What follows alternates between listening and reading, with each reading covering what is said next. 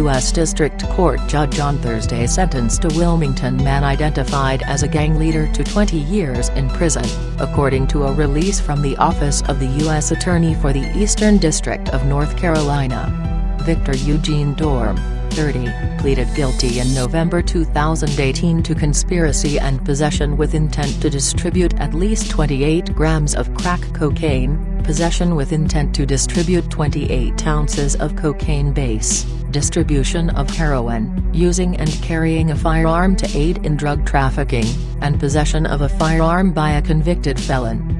Dorm was, according to the release, a principal target of an undercover operation by the Wilmington Police Department and the Bureau of Alcohol, Tobacco, Firearms and Explosives, ATF, beginning in December 2016 and continuing until August 2017. Law enforcement identified Dorm as a leader of a subset of the Bloods known as the Bounty Hunter Bloods.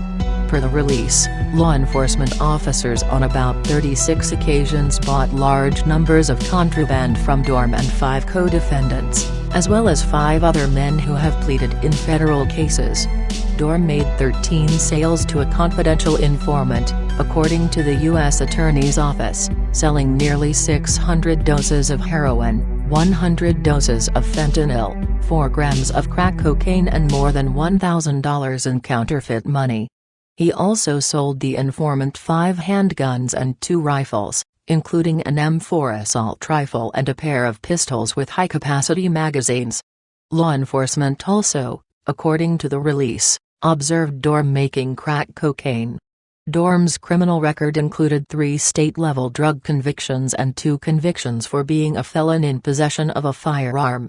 A trio of men involved in the case have already been sentenced, including Sylvester Hooper, Jr., who was sentenced to 18 years, 8 months for several charges, including conspiring to distribute at least 28 grams of crack cocaine, James Flowers, who was sentenced to 10 years in prison after pleading to many of the same charges as Dorm, and Eugene Grady Jr., who was sentenced to 5 years in prison after pleading to a charge of conspiracy to distribute crack cocaine.